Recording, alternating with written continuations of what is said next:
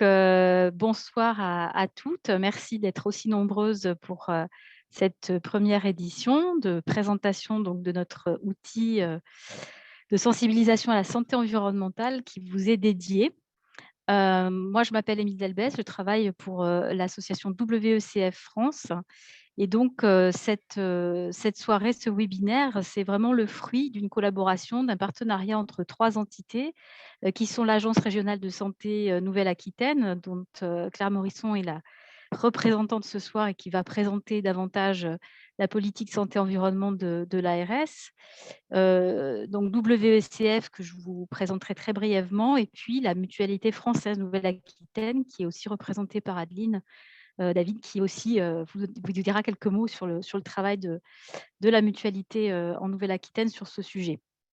Donc 3 entités, très engagées dans la volonté de diffuser de façon accessible et efficace, toutes les informations, permettant de se protéger des polluants de l'environnement, notamment de l'environnement intérieur. Donc vraiment le cœur de notre mission, c'est vraiment, de protéger les personnes les plus vulnérables, à savoir les jeunes parents, mais les femmes enceintes et les jeunes enfants en particulier, de toutes ces expositions, indésirables, à des polluants de nos environnements.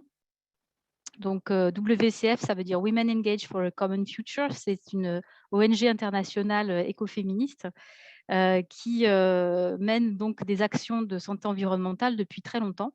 C'est une ONG qui est née en 1994 et qui a un bureau en France depuis 2008.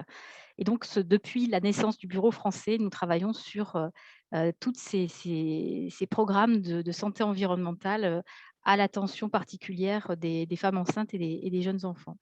Voilà, donc je vous laisserai découvrir plus avant, cette association si ça vous intéresse. Vous aurez l'occasion puisque le livret, qui vous est présenté ce soir a été, particulièrement piloté par notre équipe, avec le soutien de l'ARS bien entendu et puis, avec le soutien pour sa diffusion, de la Mutualité française. Voilà, donc je vais peut-être passer la parole à Claire, Morisson parce qu'on est assez, on est sur un timing assez sévère, donc on ne s'étale pas. Voilà, merci. Merci beaucoup, Émilie. Bonsoir. Claire Morisson, donc à l'Agence régionale de santé. J'espère que vous m'entendez. En quelques mots, parce que ce n'est pas l'objet de prendre toute la place, loin de là. Moi, je suis ingénieure à l'Agence régionale de santé. J'ai la chance de piloter une politique de santé qui s'intéresse vraiment à la question des expositions aux polluants qui peuvent être présents dans nos environnements intérieurs, dans nos maisons, dans nos logements, au bureau, dans les crèches, dans des centres de consultation, parce que ces polluants ou ces substances indésirables, on va dire, peuvent se retrouver dans ces environnements parce qu'ils peuvent être dans les produits d'entretien, parce qu'ils peuvent être dans les cosmétiques ou les produits d'hygiène, parce qu'on peut les trouver dans les vêtements, dans les jouets, dans l'ameublement, et qu'on est face à une exposition plus à risque, on va dire, pour les populations les plus vulnérables que sont les enfants, qui sont plus fragiles à ce type d'exposition, et qu'en essayant d'adopter les bons gestes, qui sont, et vous le verrez, Olga en parlera, assez simples finalement, on arrive à abaisser ces expositions pour essayer de limiter les expositions à tous ces produits de la vie quotidienne, particulièrement sur le public des enfants. Évidemment, vous êtes concernés parce que vous accueillez ces enfants et que du coup, par des gestes relativement simples, on peut faire un peu plus attention aux produits qu'on manipule dans la vie quotidienne pour ne pas vous exposer vous, mais surtout, bien sûr, les enfants aussi. Donc, je remercie vraiment le WSF qui a fait un très joli travail en créant un outil qui vous est destiné, qui est l'objet de la présentation de ce webinaire. Et puis, c'est important pour nous que vous répondiez aux questions d'évaluation derrière pour nous dire c'est bien, c'est pas bien, on a compris, on n'a pas compris, parce que c'est quand même pour vous cette action qu'on essaie de la mettre en place. Donc, c'est important d'avoir votre retour. Bien sûr, merci aussi aux partenaires comme la Mutualité française, aux partenaires institutionnels que vous connaissez, les PMI et les CAF, qui nous aident aussi à aller vers vous. Ça fait partie des outils qu'on développe, mais on en aura d'autres à développer demain, sans doute, à votre disposition. Voilà, je laisse la parole à à Olga, j'imagine, pour la présentation de cet outil. Merci beaucoup. Peut-être à Adeline juste avant. Bonsoir à toutes et à tous. Merci. Rapidement, quelques mots. Donc, moi, je suis chargée de prévention santé à la Mutualité française Nouvelle-Aquitaine. Merci Émilie Delbé, merci WECF France pour l'invitation. Je vais dire quelques mots pour vous situer que nous, en tant qu'acteurs de santé publique aussi à la Mutualité française, on s'implique depuis de nombreuses années sur le sujet de la santé-environnement en direction de la petite enfance, notamment aux côtés de l'Agence régionale de santé, et pour avoir créé des actions dernièrement comme celle du spectacle des parenthèses. Alors peut-être certaines d'entre vous êtes venus voir notre spectacle théâtral sur les perturbateurs endocriniens. Si ce n'est pas le cas, il y aura des nouvelles séances en 2022 sur toute la région Nouvelle-Aquitaine. Pour vous dire aussi qu'on accompagne les assistants maternels dans des actions de prévention sur le sujet de la santé-environnement et que l'on reviendra spécifiquement vers vous en 2022 pour un travail, encore une fois, aux côtés de l'Agence régionale de santé, aux côtés des interlocuteurs que vous connaissez comme les CAF et les services de PMI des départements, plutôt pour vous orienter cette fois-ci pour être ressources, pour que vous ayez une meilleure connaissance des actions qui peuvent être menées sur vos territoires, des acteurs, des opérateurs qui sont présents et des outils qui sont à votre disposition en matière de santé-environnement, si vous avez envie de vous intégrer dans un parcours, d'en savoir plus, de vous acculturer sur ce sujet. Donc, on sera présent à vos côtés en 2022. Voilà, merci beaucoup et bon webinaire. Merci Adeline. Donc ce coup-ci, effectivement, on va faire appel à Olga qui va nous présenter notre outil, notre fameux livret. Je présente rapidement. Bonjour, je m'appelle Olga Diarté et donc je suis la référente santé-environnement donc du WECF France et je suis basée donc à Biarritz. Je suis ravie de voir que vous êtes assez nombreuses ce soir et que donc vous portez un intérêt particulier à cet outil de sensibilisation dont vous a parlé Claire Morisson et Émilie Daybase. Donc, pourquoi nous avons choisi effectivement de créer un outil pour les assistantes maternelles? Eh bien, parce qu'en fait, vous êtes un mode de garde qui est vraiment plébiscité par les parents, le premier mode de garde en France qui concerne à peu près 30% des moins de 3 ans, mais également puisque vous avez un rôle essentiel à votre domicile et en tant que relais auprès des parents. Et cet outil va vous permettre de monter, on espère en tous les cas, en compétences, car la santé environnementale n'apparaît pas encore que très timidement dans votre cursus de formation initiale, ça commence à venir. Et donc, ça vous permettra de pouvoir informer les parents sur toutes les bonnes pratiques à adopter pour limiter les diverses expositions qu'a déjà nommé Claire tout à l'heure, qu'on va retrouver dans notre environnement intérieur. Alors, juste vraiment une toute petite diapositive pour vous expliquer comment est né ce projet. Nous avons mené une action pilote dans le 64 et dans le 40, donc dans les Pyrénées-Atlantiques et dans les Landes, avec 2 groupes d'assistantes maternelles, et c'était déjà en avril 2019. Donc, pour créer effectivement un outil qui va permettre de diffuser des messages de prévention simples, donc efficaces, et vous aider à changer certaines petites pratiques si toutefois c'est nécessaire. On a utilisé les ateliers thématiques Ma maison, ma santé du WECF, donc 5 ateliers, et on s'est appuyé sur les fiches pratiques de santé-environnement de WECF, dont vous avez quelques exemples ici, sous les yeux. Alors, pour celles qui n'ont pas eu la chance, malheureusement, d'avoir une pochette papier sous la main ce soir, vous savez que vous pourrez le télécharger effectivement sur le site du WECF, mais votre pochette donc, se présente de cette façon-là. Donc, c'est une petite... une pochette violette dans laquelle vous allez retrouver un livret, donc le livret assistante maternelle qui est vraiment dédié à votre profession, et il est accompagné ici par 13 fiches pratiques santé-environnement de WECF. Donc, il y a également un petit outil, une petite vidéo de présentation que nous n'aurons pas le temps de visionner ce soir, mais vous pourrez tout à fait, en copiant-collant ce lien-là, pouvoir y accéder, où je pense qu'à la fin, effectivement, on vous transmettra effectivement ce petit lien pour pouvoir parler de cet outil, en espérant que la présentation que je vais vous faire vous en donnera envie d'en parler à vos collègues et d'aller le rechercher. Alors, il y a effectivement, excusez-moi, dans cette pochette, donc, il y aura donc 13 fiches déclinées sous 5 thèmes.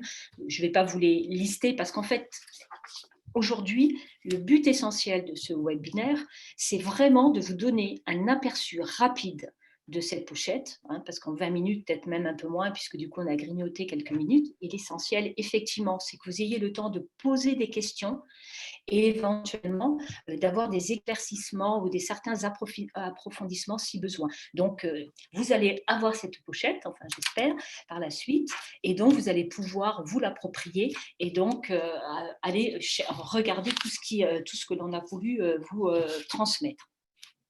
Alors, les jeunes enfants que vous accompagnez, que vous avez et que vous accueillez chez vous, sont plus exposés effectivement que les adultes aux différentes substances présentes dans notre environnement intérieur qui vont être générées, comme l'a dit Claire, par les activités humaines, que ce soit les activités de ménage, le bricolage, des produits d'hygiène qu'on va pouvoir, ou des aérosols qu'on va pouvoir utiliser dans notre environnement intérieur, mais également par les équipements tels que le mobilier, la ventilation, les équipements de climatisation, et puis en dernier ressort aussi les matériaux de construction qui viennent sur la dernière enveloppe intérieure du bâtiment, que ce soit la peinture, les revêtements de sol.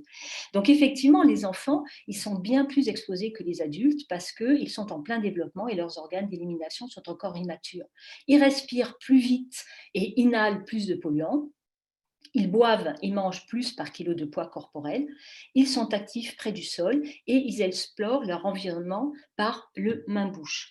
Donc, ces différentes substances vont pouvoir passer dans leur organisme par l'inhalation, par exemple les produits d'entretien ou les parfums d'ambiance, etc., par la peau, genre les produits d'hygiène qu'on va pouvoir mettre sur la peau de bébé, mais également les vêtements qu'ils vont porter, et par ingestion avec évidemment les aliments, l'alimentation et les boissons qui vont être donc les éléments les plus importants. Comme vous l'a dit tout à l'heure Claire, comment construire sa santé? La santé, c'est un ensemble, une somme de facteurs sur lesquels nous allons pouvoir agir ou non. Ce schéma vous montre en fait qu'au fur et à mesure de nos expositions chroniques au quotidien avec toutes ces substances plus ou moins problématiques, toutes ne sont pas quand même dans nos environnements intérieurs, eh bien, on va dépasser un seuil qui est ici manifesté par cette fameuse ligne rouge et basculer vers un inconfort, une gêne, voire une maladie.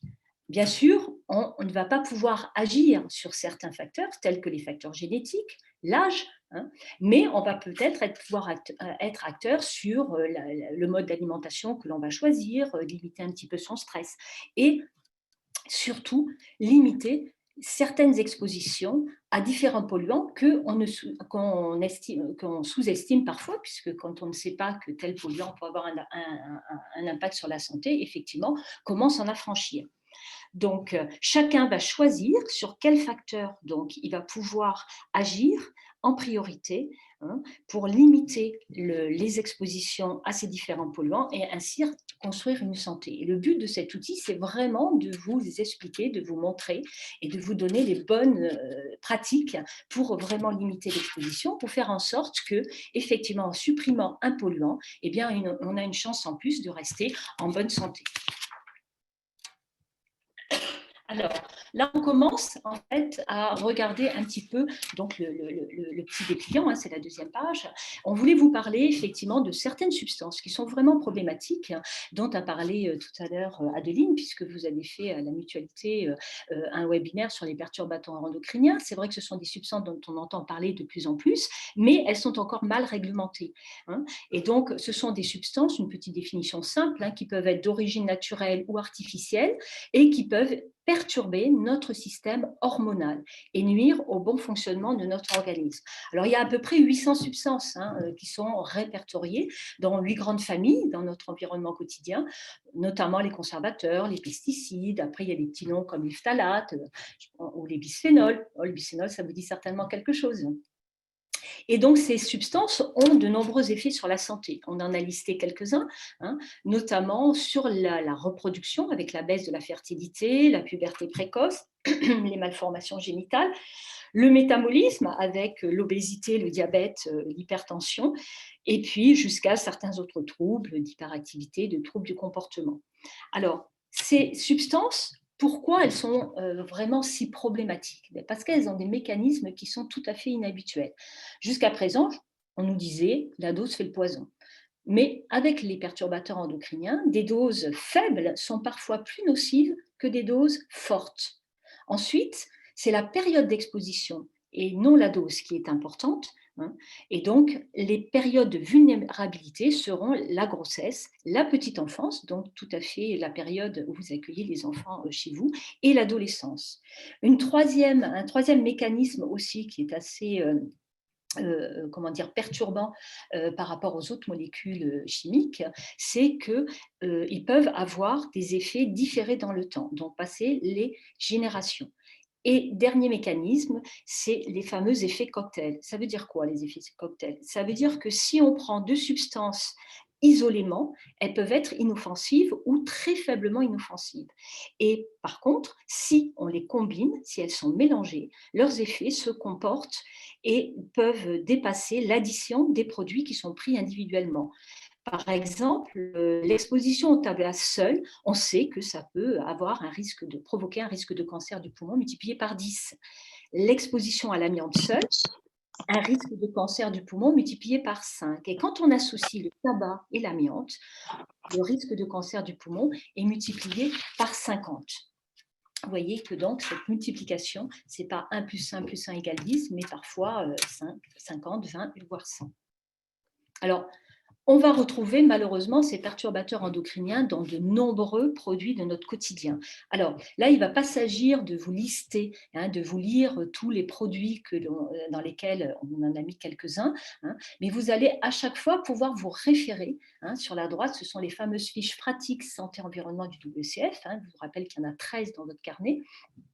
Et donc, ce qu'on peut dire, c'est que, par exemple, on va retrouver ces perturbateurs dans les produits, les emballages alimentaires, les ustensiles de cuisine. Par exemple, les phtalates, on va les retrouver dans les emballages, dans les ustensiles, mais également, on peut aussi les retrouver dans l'habillement, dans les jeux et dans les jouets, puisque ce sont des substances qui assouplissent les plastiques. Donc, on retrouve aussi des conservateurs, comme les parabènes qu'on va retrouver dans les produits d'hygiène, même si heureusement, la réglementation a quand même privilégié les enfants et notamment, donc il y a certains phtalates qui sont interdits dans les cosmétiques non rincés pour le siège des moins de 3 ans. Et on peut aussi retrouver des composés perfluorés qu'on peut retrouver dans des ustensiles de cuisine, des poêles anti-adhésives ou aussi également dans des vêtements imperméables ou dans des vêtements techniques. Vous savez, tous les vêtements qui sont anti-taches, anti-froissage, antibactériens, etc. Ça veut dire qu'on utilise des substances chimiques et elles ne sont pas encore suffisamment étudiées et elles peuvent être effectivement des perturbateurs endocriniens. Donc, vous voyez ici, par exemple, quand je vous parlais tout à l'heure des revêtements anti-adhésifs, puisqu'on peut retrouver ces composés, eh bien, qu'est-ce qu'il faut privilégier? En fait, c'est comme ça que vous allez approfondir un petit peu les messages essentiels que l'on a mis dans votre livret. Eh bien, vous allez retrouver dans chaque fiche, celle-ci sur les contenants alimentaires, eh bien, on vous indique qu'il vaut mieux privilégier l'inox, la fonte, la porcelaine à feu, le fer. Et puis, dès qu'on arrive aux poêles, par exemple en céramique ou en pierre, qui sont constituées de la même façon que les revêtements anti-adhésifs, anti-flons, elles sont constituées de certaines substances qui, lorsque l'ustensile commence à être usé, eh bien, ces substances constitutives vont pouvoir éventuellement migrer dans vos aliments. Donc, une des recos de base, c'est vraiment que dès que ces ustensiles sont usagés, il faut en changer. Si toutefois, vous ne souhaitez pas aller vers d'autres revêtements que vous connaissez moins. Ici également, vous voyez que vous allez pouvoir vous reporter sur cette fiche, quand je vous parlais tout à l'heure des vêtements en matière synthétique, faciles d'entretien, antibactériens, ou alors les vêtements imprimés ou sérigraphiés avec des motifs plastifiés, donc qui contiennent donc des phtalates, puisque ce sont des produits assouplissants. Concernant l'environnement intérieur, Que retenir? Alors, on en a suffisamment parlé, je pense, malheureusement, à cause de la crise sanitaire. Ce qu'on se souvient, ce dont on se rappelle, c'est que, et vous l'avez dans la fiche technique, fiche pratique juste à côté, qualité de l'air intérieur, eh bien, peut-être que ça va vous surprendre, mais l'environnement intérieur est 5 à 10 fois plus pollué que notre environnement extérieur, alors même que l'on pense que notre lieu de vie est notre abri.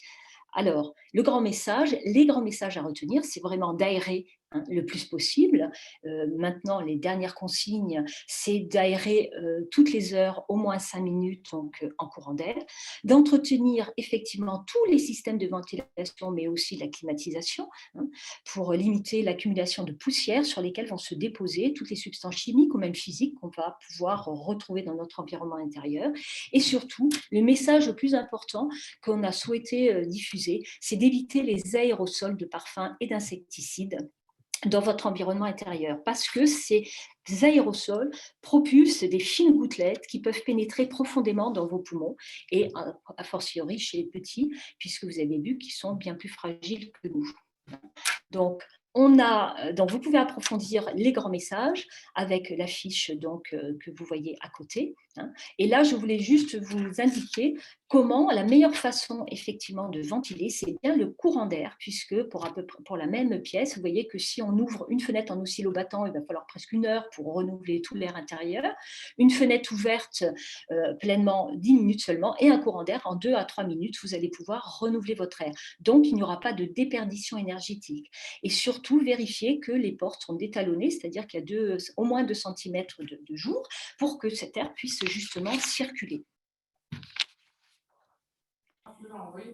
Les points importants à retenir sur l'hygiène, là aussi, depuis plusieurs mois, nous avons eu des informations importantes concernant la façon de nettoyer à la maison. Et d'ailleurs, nous avons créé aussi une fiche hygiène que vous allez voir tout de suite après.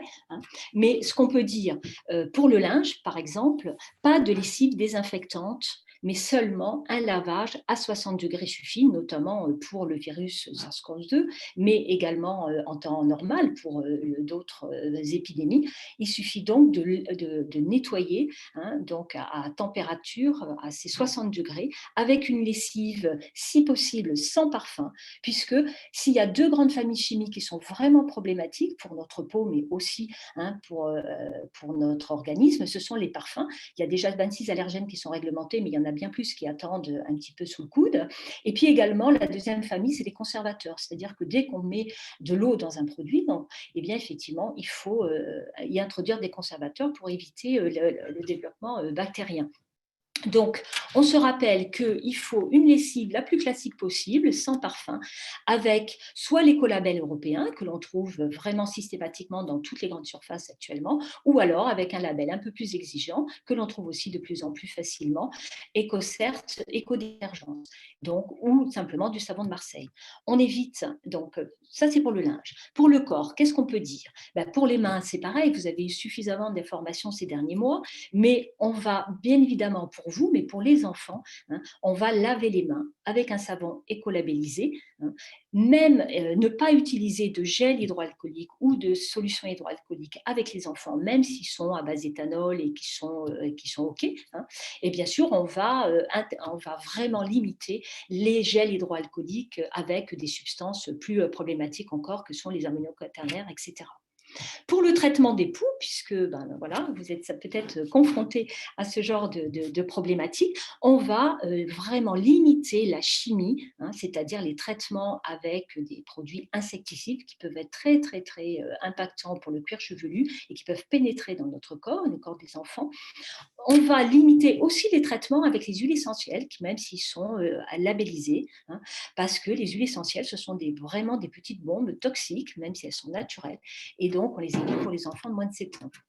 Et on va vraiment avoir recours à des solutions simples, une action mécanique, que ce soit un cataplasme d'huile d'olive ou de karité, par exemple, avec, bien sûr, l'usage d'un peigne à poux.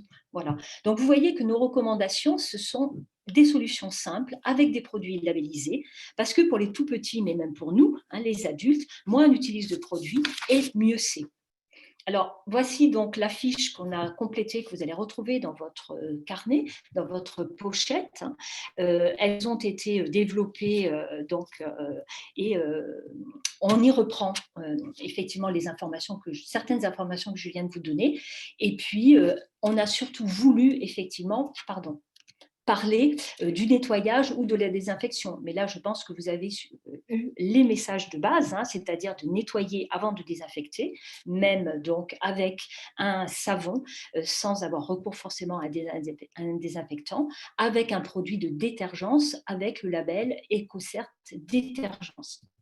Pourquoi? Parce que au sol, effectivement, et rincer, bien sûr, rincer à l'eau parce qu'effectivement, il peut y avoir des résidus de substances qui peuvent rester au sol et vous savez bien que les enfants donc, découvrent leur univers par ce biais-là.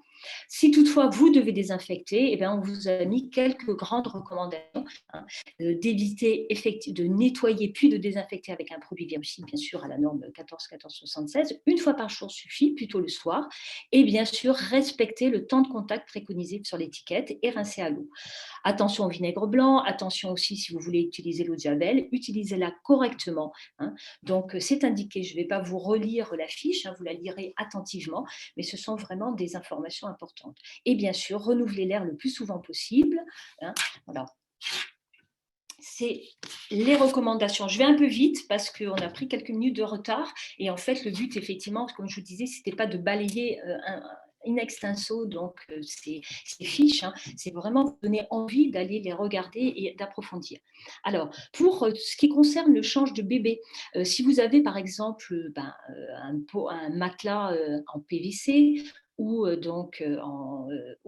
en polypropylène, par exemple, eh bien, ce sont des matériaux plastiques. Alors, j'imagine que vous mettez très facilement une serviette pour ne pas que la peau fine de bébé, qui est particulièrement sensible, soit exposée à tous les résidus qui vont pouvoir être laissés sur le tapis de change. Donc, vous pouvez aussi mettre un linge. Alors, on vous a indiqué ici le label Confiance Textile, que l'on trouve très, très facilement dans plein de grandes surfaces, notamment, pour ne pas les nommer, Lidl ou Aldi, etc. Ce sont donc des magasins qui proposent donc ces vêtements à un prix tout à fait abordable, avec un label qui est très fiable, hein. Voilà. On va nettoyer effectivement le matelas de change avec un savon écolabellisé, on va le rincer et le sécher. Et voilà. Donc, qu'est-ce qu'on vous a rajouté? Oui, vérifier le bon fonctionnement de la ventilation mécanique contrôlée, bien évidemment, hein. Et si vous n'en avez pas à la maison, au moins d'ouvrir les fenêtres dans cette pièce, puisque on peut effectivement y intégrer effectivement certaines substances. Voilà. Alors ici, dans la fiche des articles de puériculture, on vous a encore fait un petit focus, hein, une petite alerte sur tous les produits qui contiennent des parfums et qui ne vont pas être rincés, les styles des lingettes ou le lait de toilette, hein. Donc, on va aller vraiment vers des produits très simples, de l'eau, du savon sur gras, avec un label de confiance, hein, le label Cosmebio, ou alors effectivement des huiles ou des beurres végétaux pour le bébé. Ensuite, j'ai été un peu vite, excusez-moi. On vous a fait un petit encart sur l'eau pour préparer le biberon. Alors, à savoir que l'eau de distribution publique, hein, l'eau du robinet, est tout à fait possible d'utiliser pour faire les biberons, avec certaines précautions, bien sûr, de laisser couler l'eau du robinet quelques secondes avant de le remplir ou quelques minutes si, effectivement, on n'a pas utilisé l'eau depuis plusieurs heures. L'utiliser aussi uniquement de l'eau froide, donc du robinet pour faire donc le biberon, et ne pas utiliser d'eau ayant subi une filtration, que ce soit les carafes filtrantes, mais également les traitements de filtration ou même les adoucisseurs d'eau, parce que ces systèmes peuvent favoriser la multiplication des micro-organismes. Et puis, pour les logements anciens, intérieurs en 1948, ils peuvent avoir des canalisations encore en plomb. donc le risque de saturnisme, donc cette maladie liée au plomb, et donc il faudra effectivement à ce moment-là utiliser de l'eau en bouteille. L'eau en bouteille avec le petit logo là pour donc bleu qui identifie de l'eau qu'on peut utiliser pour faire les biberons, qu'on va conserver au réfrigérateur pendant 24 heures maximum. Et puis, dernière chose, si le contenant est vraiment important, vous l'avez vu tout à l'heure pour les plastiques, eh bien, on va privilégier des biberons en verre ou en inox et donner le plus possible donc, le biberon à température. Et on va éviter de mettre le biberon en plastique, notamment au micro-ondes, parce que ça peut avoir une détérioration prématurée du plastique et donc faire migrer des éléments constitutifs de ce plastique dans le lait, qui est un aliment gras. Alors après effectivement, lorsque l'enfant grandit, au déjeuner, au goûter, effectivement, il faudrait privilégier des produits sains, sans additifs et non ultra transformés. Si possible, des produits locaux, de saison et éventuellement bio. Voilà.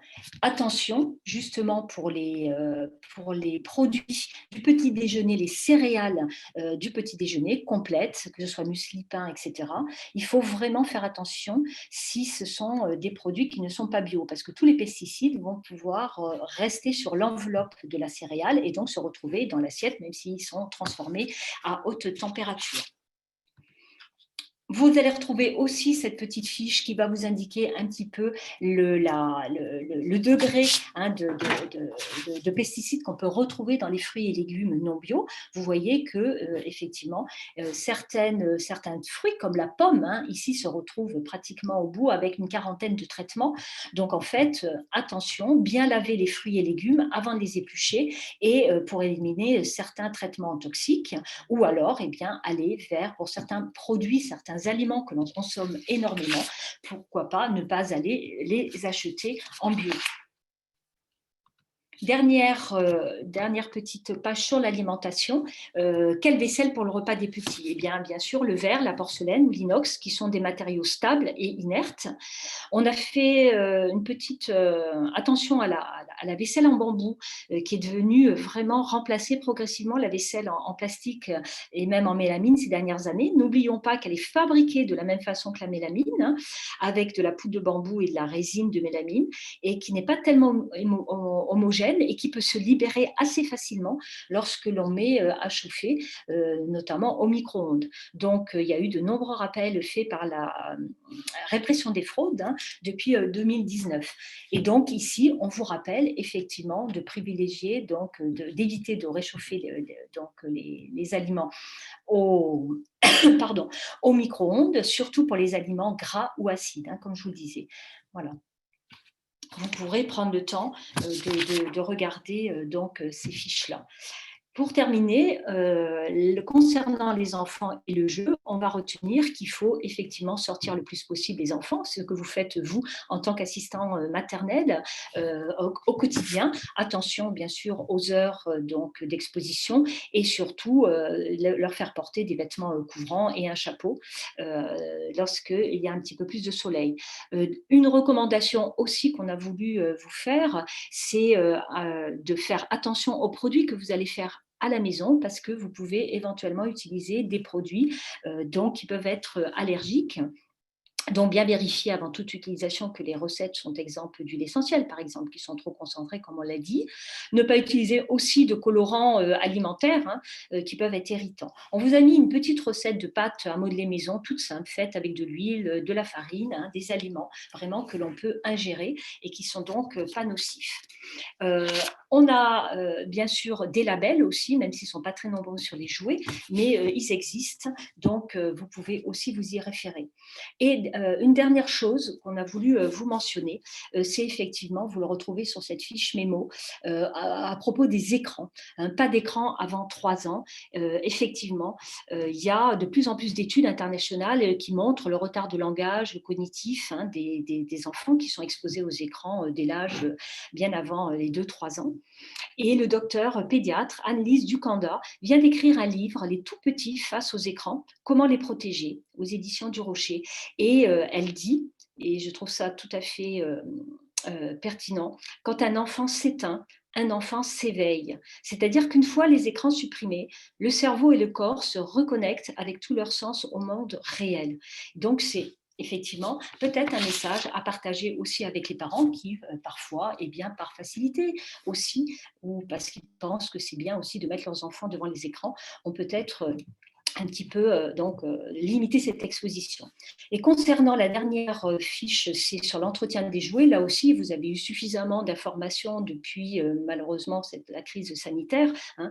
On peut dire qu'il faut absolument laver et aérer les jouets avant de les donner aux enfants, quels qu'ils soient. Hein. Et pour les entretenir, eh bien, on va pouvoir faire, pour éviter de les laver constamment, on va pouvoir faire une rotation hein, des jouets toutes les 48 heures, limiter le nombre des jouets qu'on va donner aussi aux enfants, surtout les jouets parfumés. Vous voyez qu'on revient encore sur ces fameux parfums qui sont très impactants pour notre santé, qu'on retrouve souvent dans les petits jouets et dans les jouets bon marché. Donc attention, on va éliminer les jouets qui ne peuvent pas se nettoyer.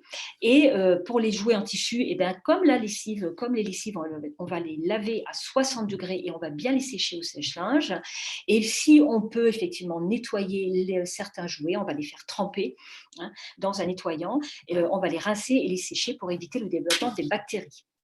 Attention à l'usure, effectivement, de tous les jouets en plastique mou hein, qui peuvent, effectivement, qui sont passés au lave-vaisselle, etc.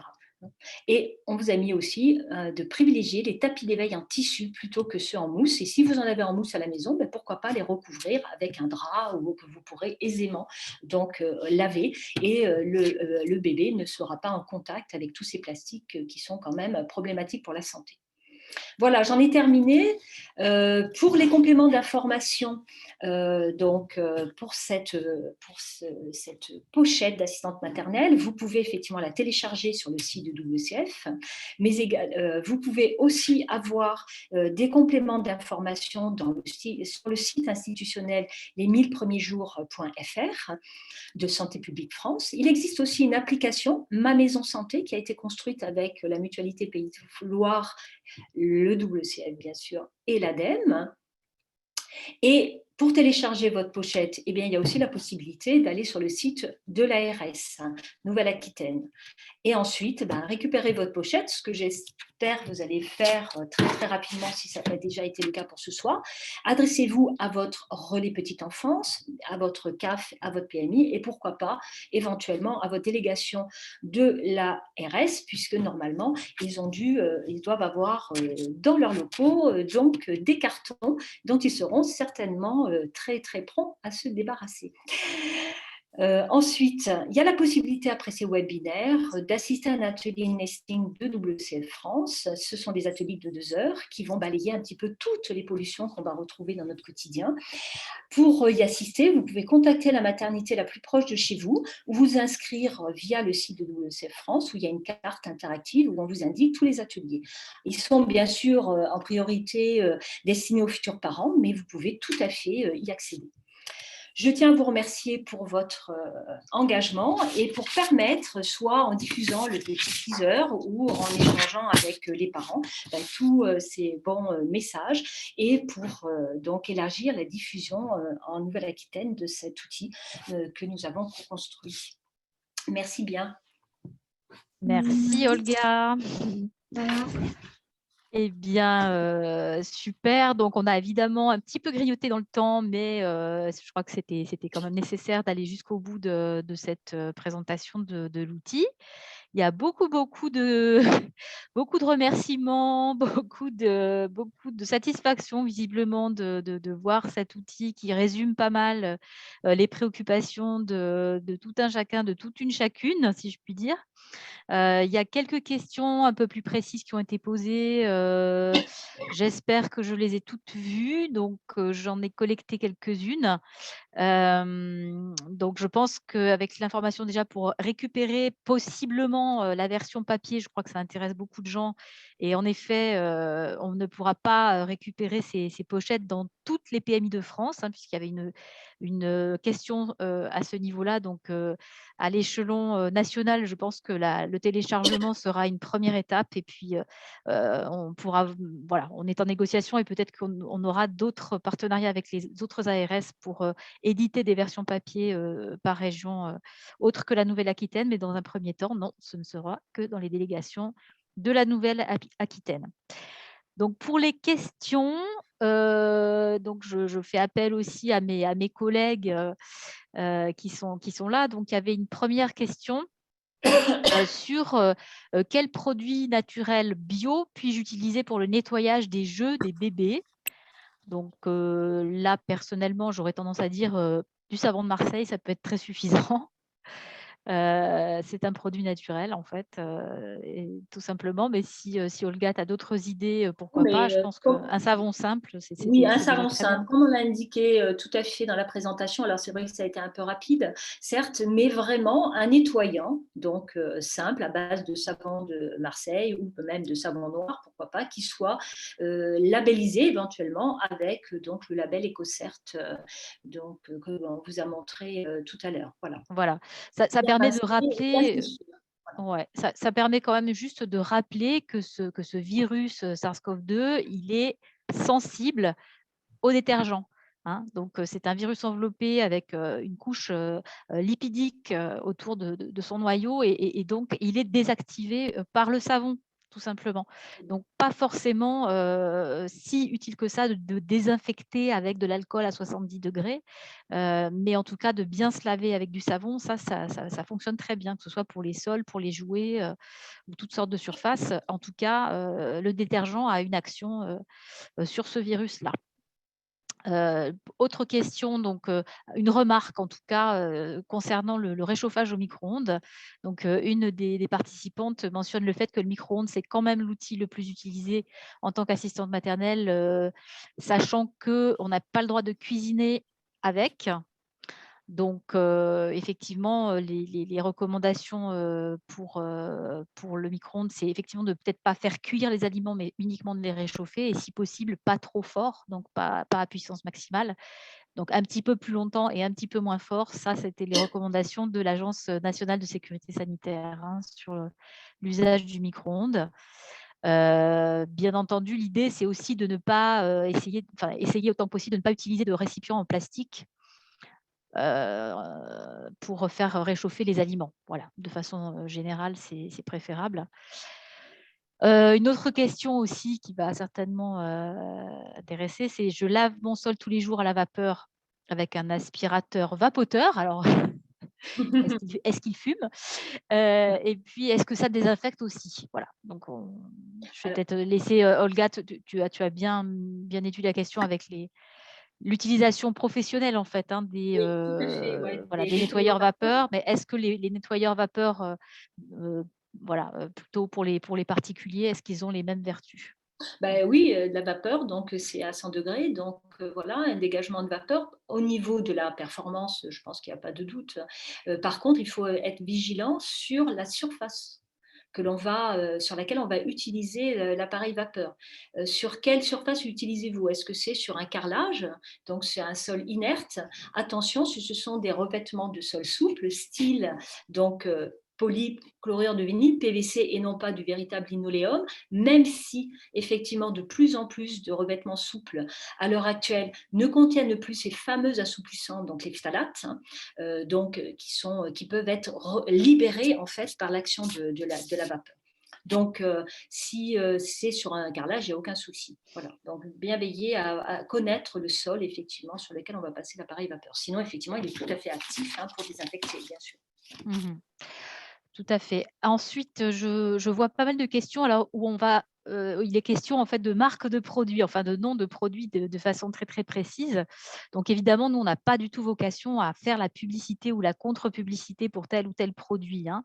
Ce qui est par contre, ce qu'on peut à nouveau mentionner, c'est que le fait d'utiliser un produit désinfectant, que ce soit pour le linge, pour le sol, et cetera, n'est absolument pas une nécessité et au contraire, surtout quand il n'est plus question ni de pandémie ni d'épidémie, il n'y a aucune raison de désinfecter systématiquement tous les revêtements et tous les intérieurs. de la même façon qu'il n'est pas du tout recommandé d'utiliser du gel hydroalcoolique sur les mains des petits-enfants, hein. Ce n'est pas du tout adapté. Le but du jeu n'est pas d'aseptiser l'environnement des jeunes enfants. C'est tout le contraire. Ils doivent construire leur immunité en rencontrant toutes sortes de microbes, hein, donc des bactéries, des virus et autres germes. Donc oui, des fameuses lessives dont on fait beaucoup de publicité ne sont absolument pas des, des bonnes idées en fait, hein. Donc on est beaucoup matraqué par la publicité autour de ça parce qu'on joue, enfin voilà, le commerce joue un peu aussi sur la peur, hein, sur les craintes qu'on peut avoir et la volonté de bien faire des parents et des assistantes maternelles également. Donc, attention à ne pas voilà, succomber à ces injonctions de désinfection systématique qui ne sont pas du tout justifiées, surtout dans l'environnement d'un très jeune enfant. On a bien vu que ce n'étaient pas les très, très jeunes enfants qui pâtissaient le plus, hein, de cette pandémie. Donc, on espère que ça va continuer comme ça. Donc, le nettoyage vapeur, on a… Là, il y a une question sur justement… Attends. Oui, vous m'entendez, oui. Sur Oui. le vinaigre ménager. Hein, Ah, donc, très bien. l'usage du vinaigre ménager est-il suffisamment désinfectant? Non. Alors, effectivement, le vinaigre, lui, il est détartrant, hein, mais il n'est absolument pas désinfectant. Et comme vient de le dire Émilie, vous n'avez pas besoin de désinfecter systématiquement. Donc, utilisez un détergent classique, si possible labellisé, puisqu'il aura un peu moins de substances préoccupantes, hein, qu'on a un petit peu balayées tout à l'heure. Donc, voilà. Non, non, absolument pas. Hein. Donc, il est… En fait, si on veut une action vraiment virucide, il faudrait que votre produit contienne plus de 70% d'alcool. Donc, c'est vraiment beaucoup.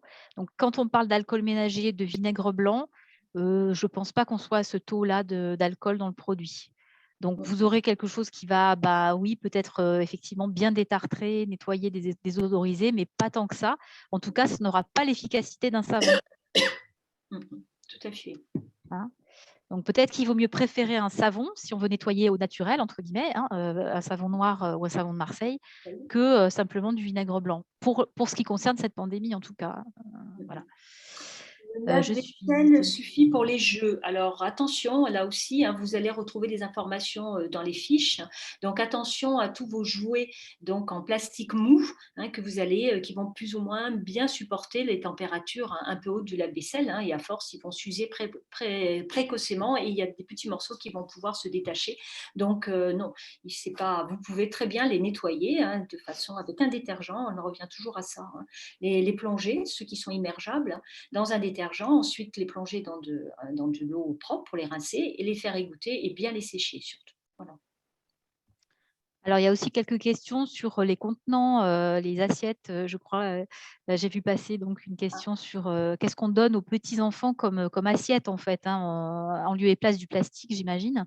Il existe beaucoup maintenant de petites vaisselles en inox, par exemple, donc qui ne se cassent pas et qui est assez légère et puis qui est donc a priori beaucoup plus stable et sans danger que le plastique. Ceci dit, les petites assiettes en porcelaine, on ne les casse pas tant que ça. Alors peut-être que vous avez des sacrés numéros en boutique à la maison, mais en fait, on a souvent peur de la casse, mais au final, on se rend compte que ce n'est pas si souvent qu'on a des assiettes ou des biberons cassés au cours de la… Ouh là là, alors là, il y a quelqu'un qui s'est appuyé sur la touche 5, 6, 3. On a un énorme message rempli de 5, de 6 et de 3. Caroline, vous vous êtes endormie sur votre clavier, je pense. Attention. La journée a été longue. La journée a été longue, bien sûr. Ouais. Voilà.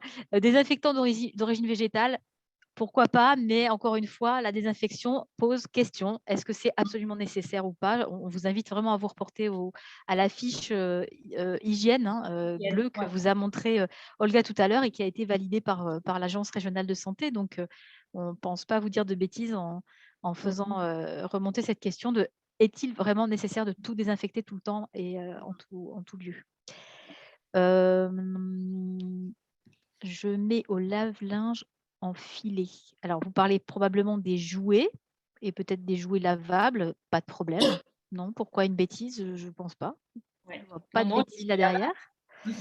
Bien sûr. Une façon de les garder tous ensemble, pourquoi pas. Et oui, Oui, oui, oui. Alors effectivement, le gel hydroalcoolique dont on asperge les petits à l'arrivée à l'école, c'est vrai que ça pose beaucoup de questions. Je pense qu'il faut peut-être engager la conversation de façon amiable avec l'enseignante ou l'assistante qui mène ces actions-là. Peut-être lui montrer la fiche Oui, où c'est bien écrit, le gel hydroalcoolique, c'est pas pour les petits enfants. Voilà, vous pouvez peut-être vous référer du coup, à ce document en explicitant vraiment que c'est quelque chose de validé par les agences de santé, gouvernementales. Hem, voilà. Heu et oui, éviter le gel et la désinfection dans l'école. C'est vrai que c'est assez compliqué dès lors qu'on est dans un établissement recevant du public. Peut-être que Claire, tu as des voilà, des petits compléments à apporter là-dessus. Oui, en fait, qui pose problème. Alors, c'est vrai on préfère ne pas utiliser le gel hydroalcoolique sur les mains des enfants. Parfois, c'est un peu nécessaire en collectivité, comme ça peut être le cas à l'école. Nous, notre bataille, elle est surtout sur la composition des gels hydroalcooliques, parce que pour avoir regardé un peu la composition, il y avait un peu de tout et n'importe quoi. Donc, on a édité des documents destinés aux collectivités qui achètent ces produits, hein, qui sont responsables des achats de ces produits dans les écoles, pour essayer de les amener à acheter au moins des gels hydroalcooliques qui respectent la composition la plus simple et qui, du coup, ne présentent pas vraiment de risque non plus pour l'enfant. En fait, ça s'évapore très vite. Donc, évidemment, on préférait qu'il l'utilise pas. S'il l'utilise, au moins qu'ils utilisent un gel hydroalcoolique de la composition la plus simple possible. Et c'est en ça que du coup, c'est un peu plus, on peut trouver un peu plus de diversité. Et donc, nous, notre grosse bataille, voilà, c'est ça, c'est d'accompagner la collectivité pour qu'elle achète des gels hydroalcooliques sans risque, si je puis le dire, Oui. pour les enfants. Le mieux, évidemment, c'est de favoriser le lavage des mains avec du savon à l'école.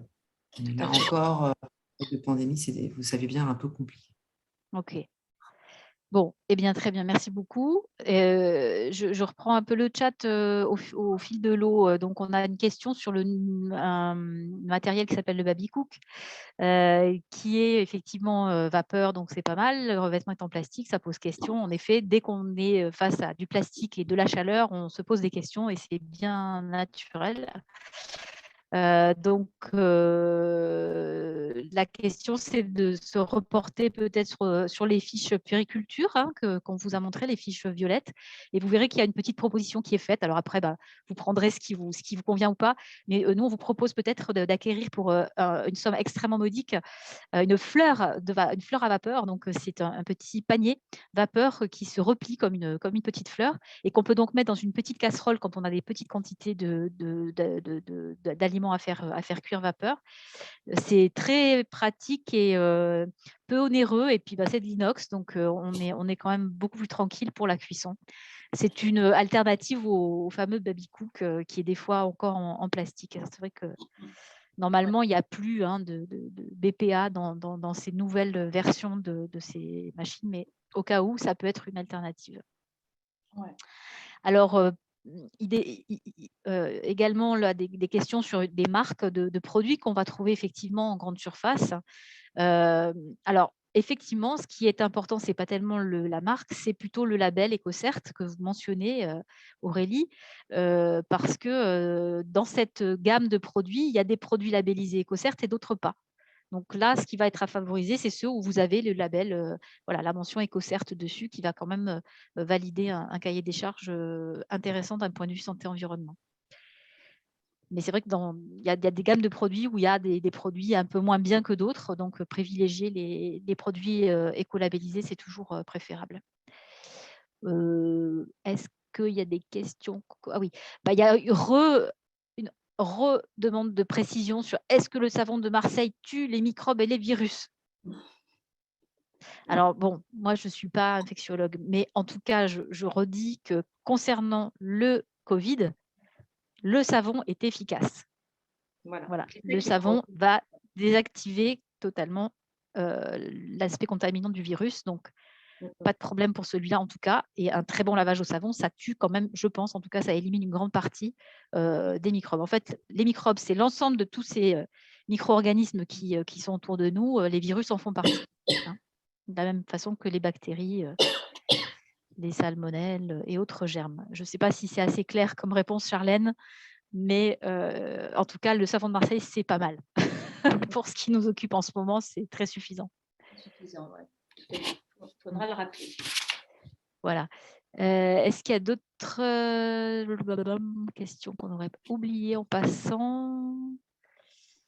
Il y a En fait, tout au début, c'était moins sur le produit, mais il y avait une question si le webinaire de janvier sera le même ou la continuité de celui d'aujourd'hui.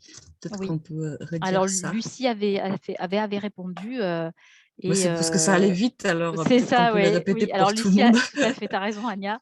Donc oui, le webinaire du 11 janvier sera une nouvelle édition de ce même webinaire auquel vous avez assisté.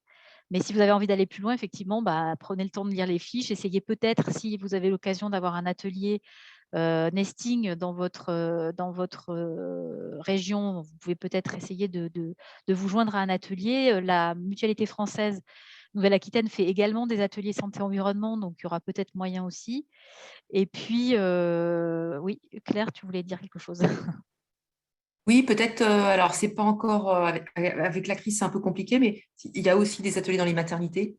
Oui. Vous pouvez vous rapprocher si vous êtes près d'une maternité, voir si les ateliers sont en place ou pas. Avec la crise, certains ont pu reprendre, d'autres non. Voilà. En tout cas, si c'est en place, peut-être aussi que vous pouvez avoir une place pour accéder à C'est ce qu'on a transmis, c'est ce que j'ai transmis tout à l'heure. Oui, tout à fait. Voilà, Olga l'a mentionné. Après, c'est vrai qu'on est en fin d'année et en plus avec à nouveau des inquiétudes sur la bonne tenue des réunions publiques. Donc, c'est vrai qu'il y a peu de propositions en ce moment en termes d'ateliers. Donc, on pourra faire un point en début d'année 2022 pour savoir si éventuellement il faut remettre au goût du jour les ateliers en ligne, donc des ateliers à distance, mais qui peuvent permettre quand même d'approfondir les sujets qui vous intéresseront le plus. Voilà. Il est 20h47, donc je ne sais pas s'il y a encore des questions. Une cuillère en inox ou une cuillère en plastique? Définitivement une cuillère en inox. Définitivement, oui. Qui sera beaucoup plus durable. Voilà. Voilà, je pense qu'on va peut-être pas trop abuser du temps de nos participantes et de nos intervenantes. Donc, on va faire le sondage, Émilie, peut-être voilà, avant de se on va quitter. faire le sondage avant de se quitter.